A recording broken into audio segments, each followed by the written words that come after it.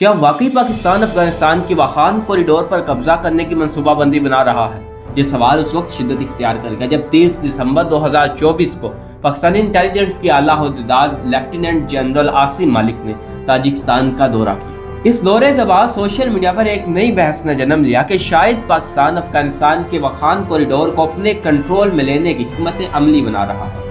یہ افواہیں اس وقت مزید تیز ہو گئی جب پاکستان اور افغانستان کے درمیان سرحدی کشیدگیوں کی خبریں سامنے آنے لگی۔ کچھ سوشل میڈیا صارفین نے یہ دعویٰ کیا کہ اگر یہ بڑھتی ہوئی کشیدگی ایک جنگ میں بدل گئی تو پاکستانی افواج واخان کوریڈور کو اپنے کنٹرول میں لے لیں۔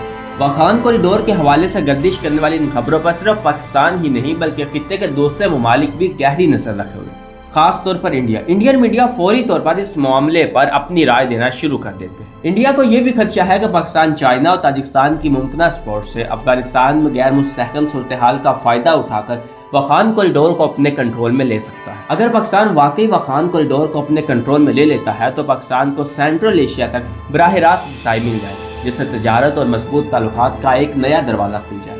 واخان کوریڈور کا مسئلہ تو اس وقت سامنے آیا جب 19ویں صدی میں دو بڑی سلطنتیں آپس میں ٹکرائی، پہلی روس اور دوسری برطانیہ۔ وہ روس جو اس وقت وسطی ایشیا میں اپنی سرحدیں پھیلائی جا رہا تھا اور دوسرا برطانیہ جو نوآبادیاتی برصغیر سے نکل کر اب شمال کی طرف بڑھنے لگا۔ یہی وہ تاریخی کشمکش تھی جسے تاریخ میں دا گریٹ گیم کے نام سے جانا جاتا ہے، اور یہی سے واخان کوریڈور کا مسئلہ بھی سامنے آتا ہے۔ یہ صرف زمین کے ایک ٹکڑے کی جنگ نہیں تھی بلکہ اثر رسوخ طاقت اور مستقبل کی سلطنتوں کا ایک کھیل تھا، جس کی وجہ سے پامیر، ہندوکش اور واخان کے پہاڑی علاقے دنیا کے سب سے حساس ترین خطوں میں بدل چکے۔ افغانستان، چین اور امیر بخارا سب اس خطے پر اپنا اثر قائم کرنا چاہتے تھے، لیکن روس اور برطانیہ ایک دوسرے کے اتنا قریب نہیں آنا چاہتے تھے کہ براہ راست ٹکراؤ ہو جائے۔ اسی خطرے کو کم کرنے کے لیے ایک بفر زون بنایا گیا اور یہی بفر زون بعد میں واخان کوریڈور کی شکل اختیار کی۔ واخان کوریڈور افغانستان کے صوبہ بدخشاں میں واقع ایک تنگ اور طویل پٹی ہے جو 350 کلومیٹر لمبی اور 16 سے 64 کلومیٹر تک چوڑی۔ یہ راہداری دنیا کے 3 پہاڑی سلسلوں پامیر، ہندوکش اور قراقرم کے درمیان گھری ہوئی ہے، اور یہی چیز اس کو دنیا سے منفرد بھی بناتی ہے۔ یہی وہ مقام ہے جہاں 4 ممالک ایک دوسرے کے قریب آ جاتے ہیں: پاکستان، افغانستان، تاجکستان اور چائنا۔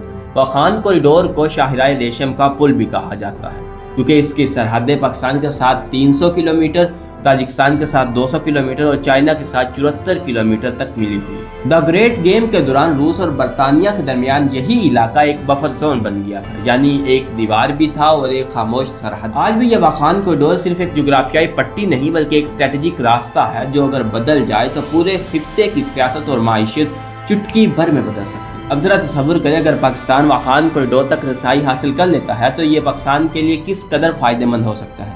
تب یہ صرف ایک زمین کا ٹکڑا نہیں رہے گا بلکہ پاکستان کے لیے سونے کی چڑیا کا کام کرے گا۔ جی ہاں، کیونکہ آج وسطی ایشیا کے کئی ممالک تاجکستان، ازبکستان اور قازقستان سمندر تک براہ راست رسائی نہیں رکھتے، یہ اپنی تجارت دوسرے ملکوں کے راستوں کے ذریعے کرتے ہیں۔ لیکن اگر پاکستان کو واخان کوریڈور مل جاتا ہے تو پاکستان کے ذریعے یہ ممالک سمندر تک براہ راست پہنچ سکتے ہیں، یعنی وسطی ایشیا کی تجارت کا رخ پاکستان کی طرف ہو جائے گا اور پاکستان ایک ریجنل ٹریڈ ہب کے طور پر جانا جائے گا۔ یہی وہ مقام ہے جو پاکستان کے لیے سونے کی چڑیا کا کام کرے گا، یعنی ایک ایسا راستہ جو پاکستان کی معیشت کے خزانوں کو بھر دے گا۔